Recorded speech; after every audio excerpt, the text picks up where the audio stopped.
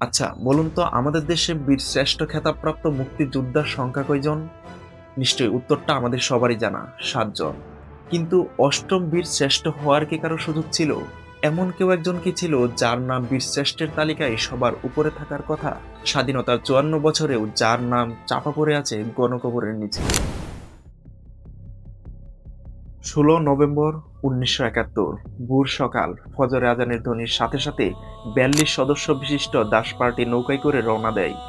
কমান্ডারের উদ্দেশ্য বাহুবল মতান্তরে বানিয়াচং অভিযান। এর আগে দাঁতে দাঁত চেপে রক্তক্ষয়ী যুদ্ধ করে বদলপুর এলাকা ছাড়া করেন পাক বাহিনীতে। কিন্তু পাক বাহিনীর নীল নকশা বোঝা খুবই মুশকিল। যাত্রাপথে দাস পার্টি কমান্ডারের নজরে পড়ে পাক বাহিনীর অত্যাচার, কয়েকজন ব্যবসায়ীকে বন্দি করে রাজাকার বাহিনীর জুলুম আর টর্চার। অথচ কমান্ডার বুঝতেই পারেনি এই সব কিছু ছিল পূর্ব পরিকল্পিত সাজানো মরণ ফাঁদ। ফাঁদে পা দিয়ে দাস পার্টি যেই না রাজাকারদের ধরতে গেল, অমনি পাক বাহিনী পিছু হটতে শুরু করে। ক্ষিপ্র কমান্ডার দলের ৩০ জনকে রেখে মাত্র ১২ জন সদস্য আর সামান্য গোলাবারুদ নিয়ে পিছু পিছু তাড়া করেন রাজাকারদের। ততক্ষণে রাজাকারদের দল শুকিয়ে যাওয়া বিল পেরিয়ে জলশুকার দিকে পালাতে থাকে, যেখান থেকে মাত্র ২০০ গজ দূরে রাজাকার আর হানাদার বাহিনী অপেক্ষায় ছিল দাস পার্টির। মাত্র ১২ জন মুক্তিসেনা আর গুটি কয়েক গোলাবারুদে আটকে যায় পাক বাহিনীর ত্রিমুখী আগ্রাসী আক্রমণে। বিশাল বাহিনীর আচমকা আক্রমণে দাস পার্টির সবাই রীতিমতো যেন দিশেহারা। অল্প সংখ্যক যুদ্ধ সরঞ্জামে পাক বাহিনীর সামনে যেন রীতিমতো দাস পার্টির সকলে ধরাশায়ী। রণাঙ্গনের পরিস্থিতি ভয়াবহতা চিন্তা করে এক পর্যায়ে কমান্ডার তার দলকে বাঁচানোর জন্য রিট্রিট করার নির্দেশ দেন, আর একটি মাত্র এলএনজি নিয়ে নিজেই কাভারিং ফায়ার শুরু করেন। বাকি সবাইকে পাঠিয়ে দিয়ে যুদ্ধ করছিলেন কেবল ২ জন, কমান্ডার তার সহযোদ্ধা ইলিয়াস। হাতে থাকা গোলাবারুদ খুব দ্রুত শেষ হয়ে আসছিল। সকাল গড়িয়ে বিকাল, কিন্তু যাদের পাঠানো হয়েছিল তাদের একজনও আর ফেরত আসেনি রণক্ষেত্রে। কঠিন যুদ্ধে চলছিল, ধোঁয়া, বোমা, আগুন আর ৩ দিক থেকে ঘিরে ফেলেছে পাক বাহিনী। এরই মাঝে হঠাৎ একটি গুলি এসে ইলিয়াসের বুক ভেদ করে পিঠ দিয়ে বের হয়ে যায়। কমান্ডার তবু হার মানতে নারাজ।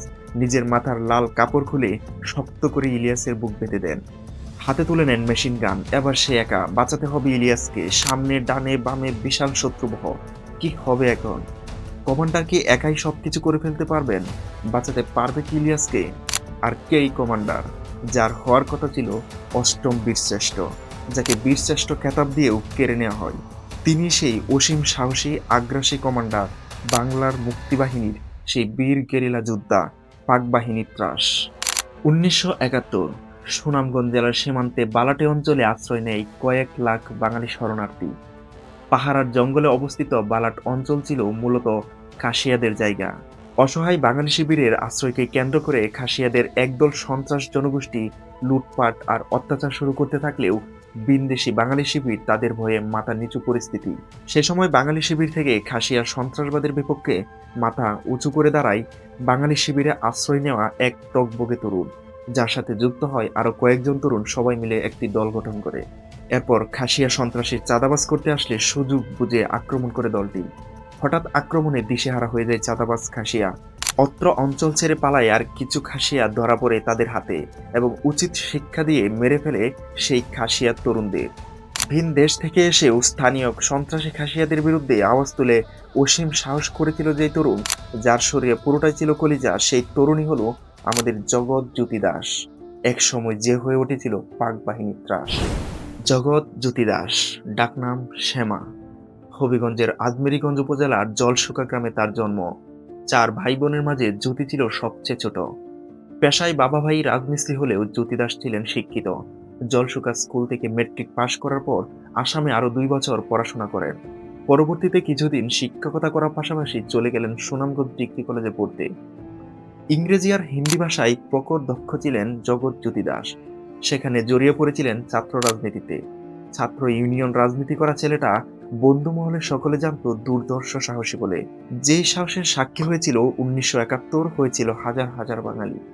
জগৎজ্যোতি দাসের ট্রেনিং, সহজাত নেতৃত্ব গুণাবলীর জন্য শরণার্থী শিবিরের তরুণ নেতা হয়ে উঠতে খুব বেশি সময় লাগেনি। ২২ বছরের এই তরুণ সেখান থেকে ভারতের মেঘালয় ইকো ওয়ান প্রশিক্ষণ শিবিরে যোগ দেন। একই সাথে রপ্ত করেন যুদ্ধের নানা কলাকৌশল, গ্রেনেড বিস্ফোরণ সহ কমান্ডো ট্রেনিং এর যাবতীয় কলাকৌশল। এক সময় আইবি বিরোধী আন্দোলনের অংশ নেওয়ার জন্য ভারতের গৌহাটির নবপন কলেজে পড়া অবস্থায় নকশালপন্থীদের সাথে জড়িত ছিলেন তিনি। তাই সেই সময় থেকে অস্ত্র গোলাবারুদ সম্পর্কে খুব একটা ভালো ধারণা ছিল জগৎজ্যোতি দাসের। ইকো ওয়ান প্রশিক্ষণ শিবিরে প্রশিক্ষণের সময় নেতৃত্বের গুণাবলীর কারণে ধীরে ধীরে প্রশিক্ষিত চৌকস যোদ্ধাদের নিয়ে দাস নেতৃত্বে গঠিত হয় গেরিলা দল। নাম দেওয়া হয় ফায়ারিং স্কোয়াড দাস পার্টি। জগৎজ্যোতির শেষ যুদ্ধের অন্যতম সাথী আব্দুল কাইয়ুমের বয়ানে জানা যায় দাস পার্টি নামটি জনগণের দেয়া কোনো নাম নয়, দাস পার্টির অফিসিয়াল দলিল ছিল এবং সেখানে পার্টি কমান্ডার হিসেবে জগৎজ্যোতি স্বীকৃতিও পেয়েছিলেন। 1971 সালে মুক্তিযুদ্ধের সময় বৃহত্তর সিলেটের হাওর অঞ্চলের অসীম সাহসী দলটি ছিল দাস পার্টি, যার মাত্র 36 জন সদস্য নিয়ে ভাটি অঞ্চলে পাক বাহিনীর একরকম বলতে গেলেই ত্রাস ছিল এই দাস পার্টি। বলতে গেলে রাজাকার বাহিনীর জম ছিল এই দাস পার্টি। আর সেই লোমহর্ষক গল্পের শুরু ঠিক এখান থেকে। সিলেট মূলত 3টি সেক্টরে বিভক্ত ছিল, 3, 4, 5। তার মধ্যে 5 নং সেক্টরের সাবসেক্টর ছিল বড়াচড়া বা টেকেরঘাট সাবসেক্টর। জুন জুলাই মাসে যখন সাবসেক্টর গঠনের নির্দেশ আসে তখন ঠিক এই অঞ্চলে গেরিলা মুক্তিযোদ্ধাদের আক্রমণাত্মক কৌশলের সামনে পাকিস্তানি বাহিনী সড়কপথে যুদ্ধাস্ত্র মজুত করার সাহস পেত না, যার দরুন পাক বাহিনী স্টিমারে করে নৌপথে অস্ত্র চালান শুরু করে। আর এই জলপথে শত্রু পক্ষকে দমিয়ে দিতে প্রয়োজন বিশেষ প্রশিক্ষণপ্রাপ্ত দলের। তাই এই অঞ্চলের মুক্তিযোদ্ধা সমন্বয়ক সালে চৌধুরী বিশেষ দল পাঠানোর আবেদন জানান ভারতীয় হাই কমিশন জুন 1-এর অধিনায়ক মেজর জেনারেল গুবরত সিং গিলের কাছে। অনেক যাচাই বাছাই পর অনুমোদন করা হয় দাস পার্টিকে। সুনামগঞ্জের দিরাই, শালনা, ছাতক, আজমেরীগঞ্জ, বানিয়াচং, জামালগঞ্জ, তাহিরপুর, কিশোরগঞ্জ ও নেত্রকোনার নৌপথ হানাদার দখলমুক্ত করার জন্য সিলেক্ট করা হয় দাস পার্টিকে। অসংখ্য অপারেশন চালিয়েছে দাস পার্টি। মাত্র 10 থেকে 12 জন সদস্য নিয়ে শ্রীপুর, খালিয়াজুরি বিজয়, বানিয়াচং পাকিস্তানি কার্গো বিমান বিধ্বস্ত করাও ছিল দাস পার্টির উল্লেখযোগ্য আগ্রাসী ভূমিকা। মাত্র 13 জন মুক্তিযোদ্ধা নিয়ে বানিয়াচংয়ে প্রায় 250 পাক বাহিনী ও তার দোসরদের ঠেকিয়ে দেয়, যেখানে পাক বাহিনী হারায় তাদের 35 জন সদস্যকে। একই সাথে রাজাকারদের গণভোট ধ্বংস করে দেয় এই Das party. 17 August Paharpur operation, যেখানে জগৎজ্যোতির বীরত্ব আর বুদ্ধিমত্তায় রক্ষা পায় অসংখ্য নিরীহ বাঙালি প্রাণ ও নারীর সম্ভ্রম। 16 অক্টোবর গেরিলা আক্রমণ সহ আরো অনেক আক্রমণের সাক্ষী এই দাস পার্টি ও কমান্ডার জগৎজ্যোতি। আগস্ট মাসে কোনো রকম গোলাবারুদ ছাড়াই দিরা সাল্লাই খুব কৌশলে আক্রমণ চালিয়ে 10 সদস্য বিশিষ্ট পাক বাহিনীদের ঘায়েল করেন দাস পার্টির সদস্যরা। এছাড়াও রানীগঞ্জ, কাদেরগঞ্জ অভিযান চালিয়ে ঘায়েল করে শত্রুপক্ষদের। এরই মাঝে 29 জুলাই জামালগঞ্জ রেড হওয়ার কথা তো না বললেই না। অবস্থানগত কারণে জামালগঞ্জ ছিল খুবই গুরুত্বপূর্ণ একটি অঞ্চল, যার দরুন পাক হানাদার বাহিনী খুব কৌশলে ঘাঁটি স্থাপন করে জামালগঞ্জে, যার পাশ দিয়ে সুরমা নদী, নদীর একপারে জামালগঞ্জ থানা সদর আর অন্যদিকে গুরুত্বপূর্ণ সাচনা বাজার বন্দর। যে কারণে সিদ্ধান্ত নেওয়া হয় এই এলাকার পাক বাহিনী কর্তৃক দখলমুক্ত করতে হবে। পরবর্তীতে দাসের নেতৃত্বে দাস পার্টির কাছে হেরে যায় পাক বাহিনী। এই র্যালি জগৎজ্যোতি দাসের নির্দেশে সিলেট সুনামগঞ্জ সড়কের বদলপুর ব্রিজ উড়িয়ে দিয়েছিল দাস পার্টির সদস্যরা। বদলপুরের যুদ্ধ এতটাই ভয়াবহ ছিল যে দাস পার্টির সামনে টিকতে না পেরে হেলিকপ্টার যোগে হামলা চালায় হানাদার বাহিনীরা। সেই বদলপুর যুদ্ধ বিজয়ের পর স্বাধীন বাংলা বেতারে প্রচারিত হয় জগৎজ্যোতি দাসের বীরত্ব গাথা।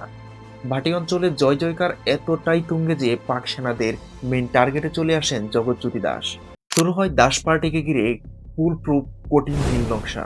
71-এর 16 নভেম্বর ততক্ষণে পাক বাহিনীর ফাঁদে ফেসে গেছে জগৎজ্যোতি দাস আর তার কমরেড ইলিয়াস। ভিডিওর একদম শুরুতে যে যুদ্ধের কথা বলছিলাম এটাই সেই যুদ্ধ। ইলিয়াস যখন বুকে গুলি খায় জগৎজ্যোতি তখনও হার মানতে নারাজ। মেশিন গান হাতে একাই করে চলেছেন যুদ্ধ।